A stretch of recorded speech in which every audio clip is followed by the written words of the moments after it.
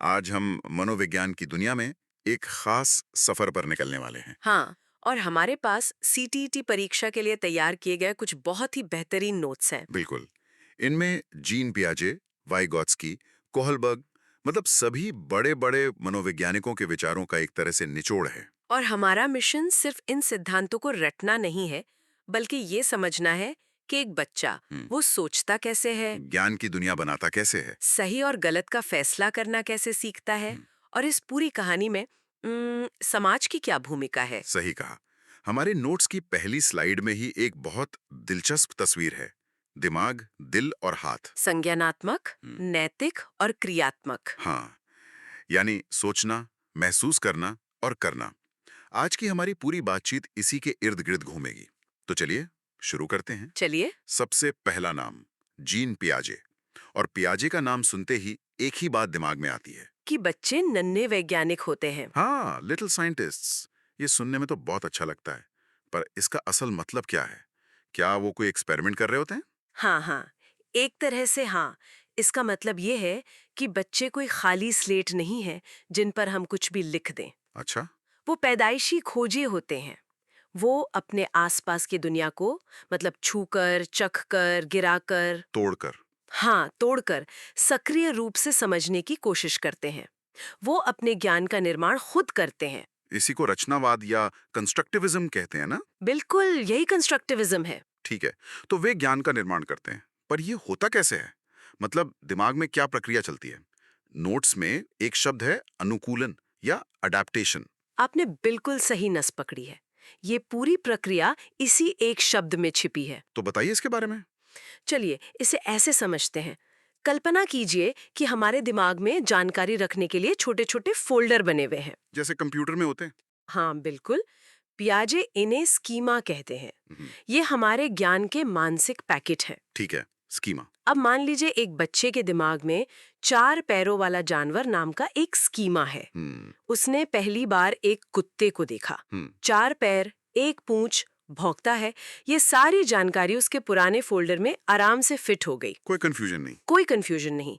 इसे कहते हैं आत्मसातकरण या असिमिलेशन। हम्म। दिमाग एकदम संतुलन में है। यहां तक तो सब ठीक है, लेकिन मुश्किल तब आती होगी जब कुछ ऐसा दिखे जो फोल्डर में फिट ना हो। Exactly exactly। और यहीं से असली सीखना शुरू होता है। हम्म। अब बच्चे ने एक बिल्ली देखी। उसके भी चार पैर हैं। हाँ, चार पैर, एक पूंछ, लेकिन वो भौंकने के बजाय म्याऊ करती है। अब बच्चे का दिमाग चकरा गया। कि ये क्या है? हाँ, ये जानकारी पुराने फोल्डर में फिट नहीं हो रही। इसी को पियाजे ने कहा है असंतुलन या डिसइक्विलिब्रियम। तो ये जो दिमागी कंफ्यूजन है, यही सीखने का ट्रिगर है। बिल्कुल।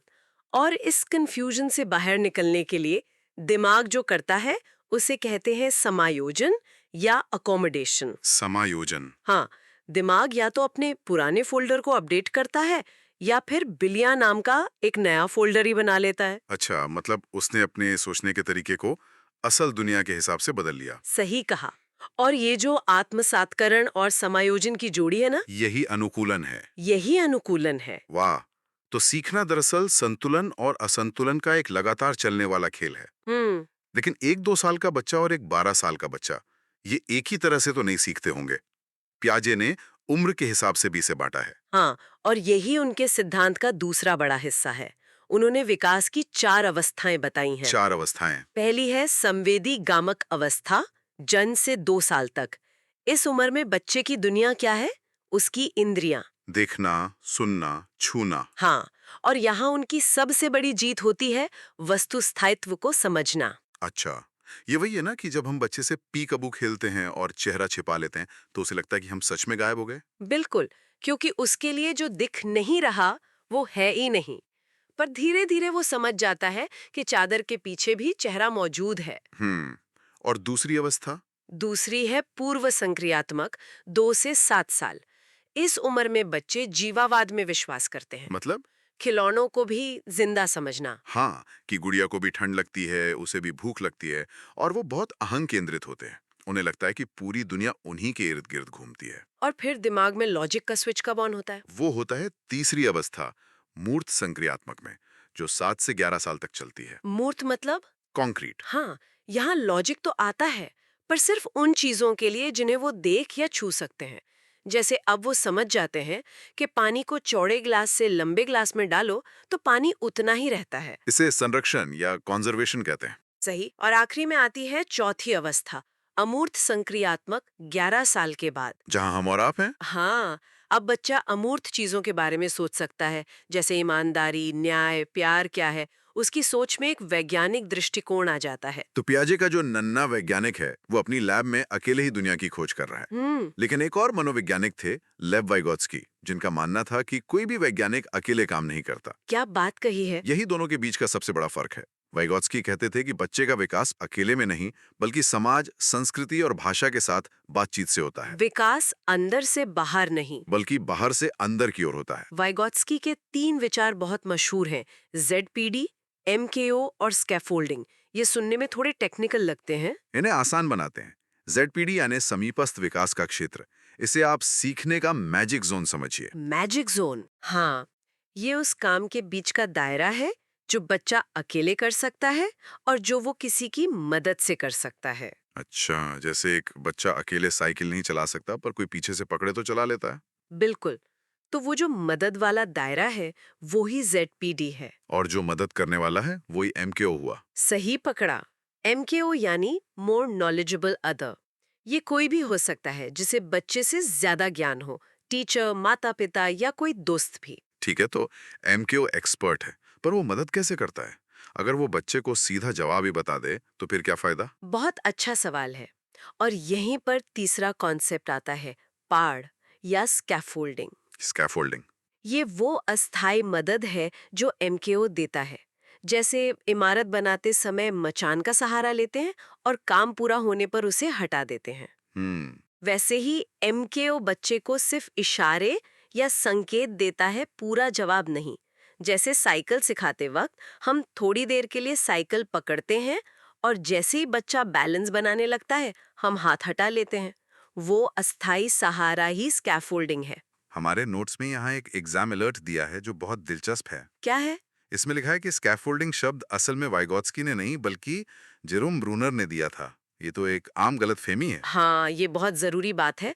कॉन्सेप्ट वाइगोत्स्की का था, लेकिन ये जो शब्द है इसे व्रूनर ने पॉपुलर किया। तो ब्रूनर का क्या कहना था? ब्रूनर ने भी संज्ञानात्मक विकास पर काम किया। उन्होंने सीखने के 3 तरीके बताए। पहला इनएक्टिव यानी करके सीखना, एक्शन बेस्ड। दूसरा आइकॉनिक यानी चित्रों से सीखना, और तीसरा सिंबॉलिक जहां हम भाषा और चिन्हों से सीखते हैं। तो अब हमारे पास विकास के 2 बड़े मॉडल हैं, पियाजे का अंदर से बाहर और वाइगोत्स्की का बाहर से अंदर। ये सिर्फ 2 सिद्धांत नहीं है, बल्कि दुनिया को देखने के 2 अलग-अलग नजरिए हैं। इसे थोड़ा और साफ करेंगे? देखिए, पियाजे के लिए विकास पहले है, सीखना बाद में। मतलब बच्चा जब दिमागी तौर पर तैयार होगा तभी सीखेगा। उम्र के साथ। हाँ, लेकिन वाइगोत्स्की कहते हैं कि नहीं, सीखना पहले होता है और यही सीखना विकास को आगे बढ़ाता है। भाषा को लेकर भी इनके विचार एकदम उल्टे थे ना? बिल्कुल। पियाजे के लिए पहले विचार आता है, भाषा बाद में उसे सिर्फ आवाज देती है। वाइगोत्स्की के लिए भाषा ही सोच को आकार देने वाला सबसे बड़ा औजार है। मतलब वाइगोत्स्की के लिए भाषा पहले आती है। हाँ। तो हमने ये तो समझ लिया कि बच्चे सोचते और सीखते कैसे हैं, हाँ, और वो ये कैसे तय करते हैं कि क्या सही है और क्या गलत। ये नैतिक विकास का क्षेत्र है और यहाँ पर सबसे बड़ा नाम है लॉरेंस कोहलबर्ग का। कॉलबर्ग और उनकी हिंज की दुविधा वाली कहानी। हाँ, हाइंस डिलेमा। एक आदमी है हाइंस, उसकी पत्नी मरने वाली है और एक दवा से उसकी जान बच सकती है, पर दवा बहुत महंगी है। और हिंज के पास पैसे नहीं है। तो सवाल ये है कि क्या हिंज को वो दवा चुरा लेनी चाहिए? और कोहलबर्ग के लिए जवाब हाँ या ना में नहीं था, बल्कि उसके पीछे के क्यों में था। एकदम सही। आपका क्यों बताता है कि आपकी नैतिकता किस स्तर पर है। कोहलबर्ग ने 3 स्तर बताए। पहला स्तर। पूर्व परंपरागत स्तर, ये छोटे बच्चों का स्तर है। यहाँ सही गलत का फैसला सजा के डर से होता है। चोरी करना गलत है क्योंकि पकड़े जाने पर मार पड़ेगी। या फिर लेन देन पर। हाँ, तुम मुझे पेंसिल दो, मैं तुम्हें लंच दूंगा। टिट फॉर टैट वाला हिसाब। दूसरा स्तर आता है किशोरावस्था में, जहां समाज की अहमियत बढ़ जाती है। हाँ, ये परंपरागत स्तर है। यहाँ नैतिकता दूसरों की नजरों में अच्छा लड़का या अच्छी लड़की बनने पर टिकी होती है। Approval seeking. और इसी में दूसरा चरण है कानून और व्यवस्था। मतलब नियम तो नियम है और उन्हें हर हाल में मानना चाहिए। लेकिन कई बार नियम भी तो गलत हो सकते हैं। बिल्कुल। और जो लोग ये समझ जाते हैं वो तीसरे स्तर उत्तर परंपरागत पर पहुंचते हैं। जहां बहुत कम लोग पहुंच पाते हैं। हाँ, यहाँ व्यक्ति समझता है कि कानून समाज की भलाई के लिए है और अगर कोई कानून ही अन्यायपूर्ण हो तो उसे बदला जा सकता है। और इसका सबसे ऊंचा चरण सार्वभौमिक नैतिक सिद्धांत।